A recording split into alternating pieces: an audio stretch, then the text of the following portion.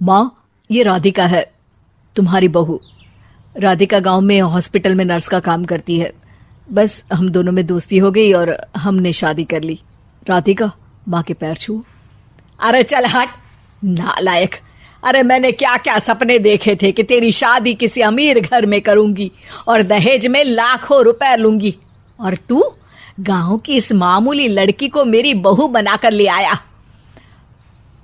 लेकिन बेटे की जिद के आगे सुनीता देवी मजबूर हो जाती है। राधिका सुनीता देवी को फूटी आंख भी नहीं भाती थी। तुम चिंता मत करो भाग्यवान, हम दोनों मिलकर अपनी बहू को इतना सताएंगे कि वो हमसे तंग आकर ये घर छोड़कर चली जाएगी। फिर हम अपने बेटे की शादी किसी बड़े सेठ की बेटी से कर देंगे, ठीक है? अगले दिन सुनीता देवी अपने बेटे का कमरा साफ कर रही होती है। तभी बहू के सामान में उसे एक बड़ी बड़ी मूंछों वाले आदमी की तस्वीर दिखाई देती है और उसके कंधे पर एक बड़ी सी बंदूक टंगी होती है। तस्वीर के नीचे लिखा होता है डाकू मंगल सिंह।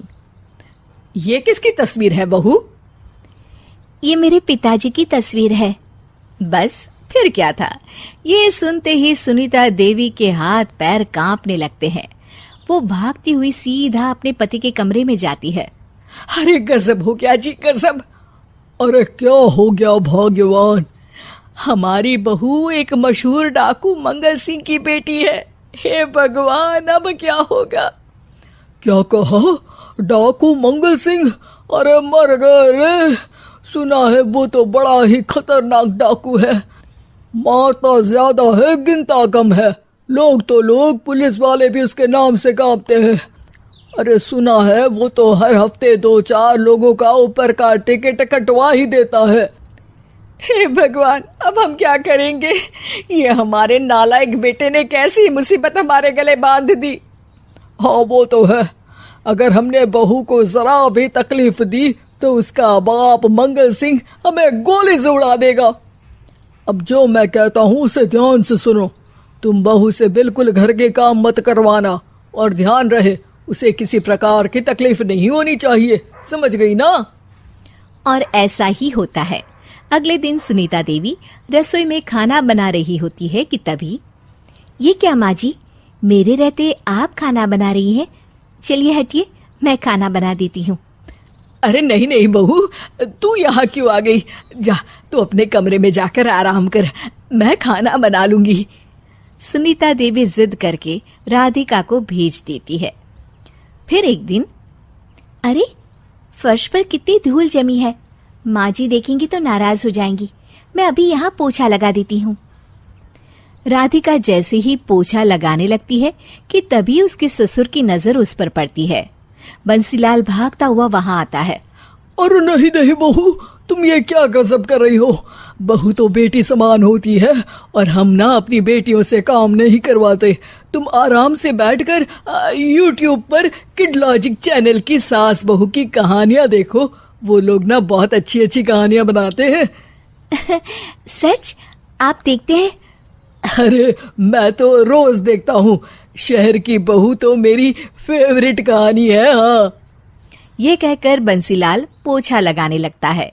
इस तरह राधिका के सास ससुर सारा दिन उसकी खुशामद में लगे रहते हैं और उसे किसी महारानी की तरह रखते थे। कैसा लगा बहू? पिज्जा टेस्टी तो है ना? अच्छा, मीठे में क्या खाओगी बोलो तो? माँ जी, मुझे तो काजू कतली बहुत पसंद है, और उसके बाद 1 गिलास लस्सी मिल जाए तो मजा आ जाएगा। ये सुनते ही सुनीता देवी अपने पति को कोहनी मारते हुए कहती है, अरे सुना नहीं, बहू क्या मांग रही है? जल्दी से भागकर बाजार जाइए और सब खरीद कर ले आइए। हाँ हाँ भाग्यवान, अभी जाता हूँ। राधिका की तो 5 उंगलियां घी में थी। वो तो अपने ससुराल में मजे कर रही थी। दूसरी तरफ राधिका की सास उसके लिए कभी नई साड़ी खरीद लाती तो कभी उसके लिए नए गहने बनवा देती। फिर एक दिन डाकू मंगल सिंह अपनी बेटी राधिका से मिलने अपने आदमियों के साथ आता है। उन सबको देखते ही राधिका के सास ससुर डर के मारे कांपने लगते हैं। मर गया रे। डाकू मंगल सिंह तो सच में कितना डरावना दिखता है, ऊपर से इतनी बड़ी बंदूक लेकर घूमता है। कैसे हैं समधी जी? क्या हुआ? आप इतना घबरा क्यों रहे हैं? और आपको इतना पसीना क्यों आ रहा है? आपकी तबीयत तो ठीक है ना? जी अभी तक तो ठीक है, पर लगता है बहुत जल्द खराब होने वाली है। क्या कहा आपने? जी जी कुछ नहीं, बताइए बताइए कैसे आना हुआ। दरअसल आज आपके शहर में हमारी नाटंकी मंडली का प्रोग्राम है, तो इसी बहाने सोचा बेटी का ससुराल भी देखता चलूं। ये सुनते ही राधिका के सास ससुर हैरान हो जाते हैं। क्या कहा?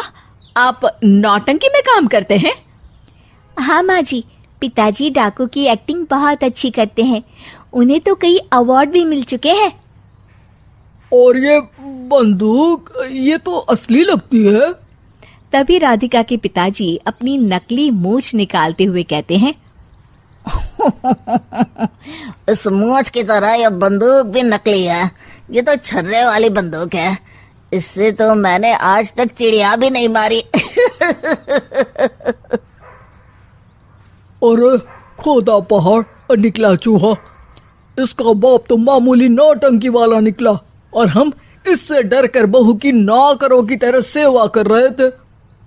आपने सही कहा जी, इसके पीछे मेरे कितने पैसे खर्च हो गए, और काम कर करके मेरी तो कमर टूट गई सो अलग। अरे बहू, तूने अपने पिताजी के बारे में हमें पहले क्यों नहीं बताया? राधिका मुस्कुराते हुए कहती है, आपने तो कभी पूछा ही नहीं ना माँ जी।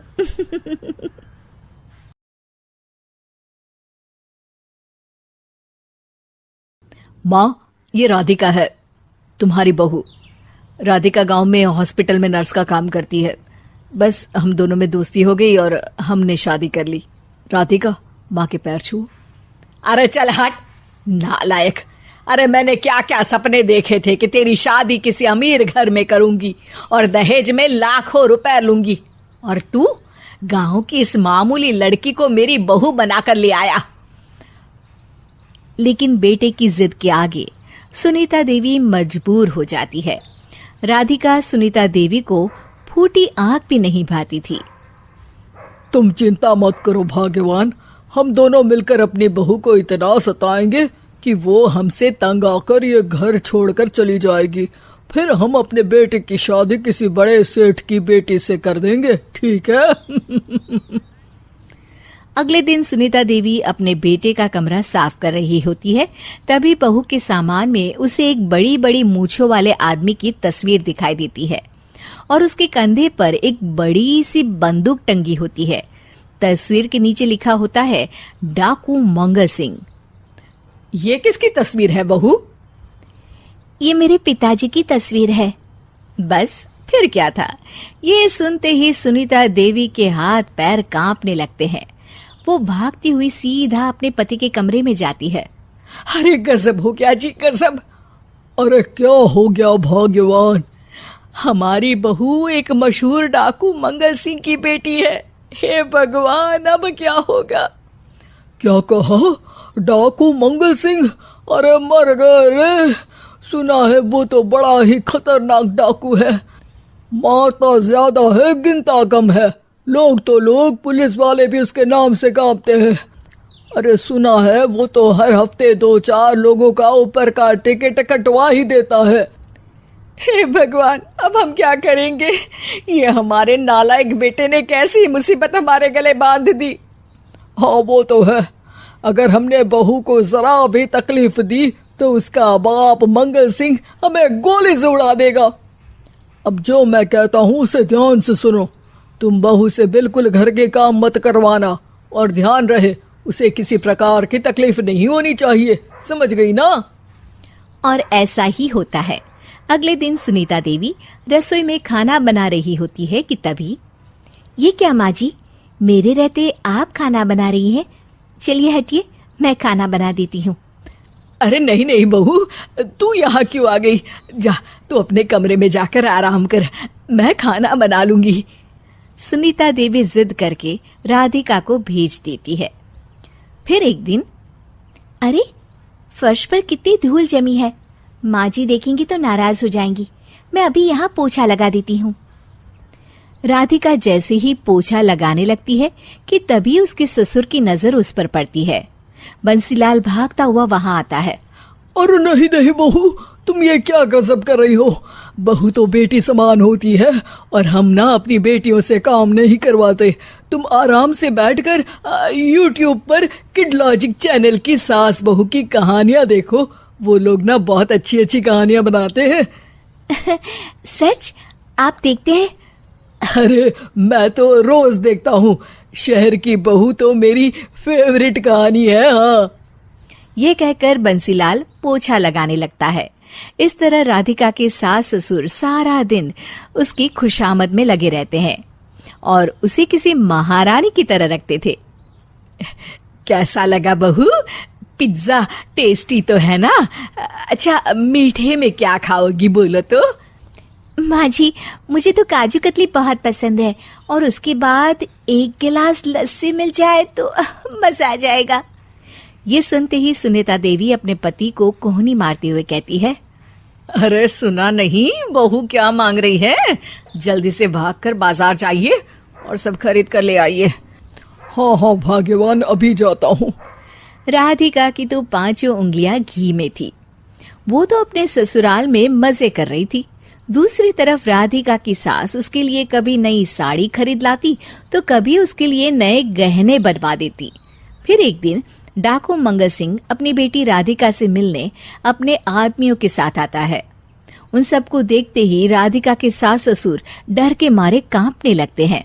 मर गया रे, डाकू मंगल सिंह तो सच में कितना डरावना दिखता है। ऊपर से इतनी बड़ी बंदूक लेकर घूमता है।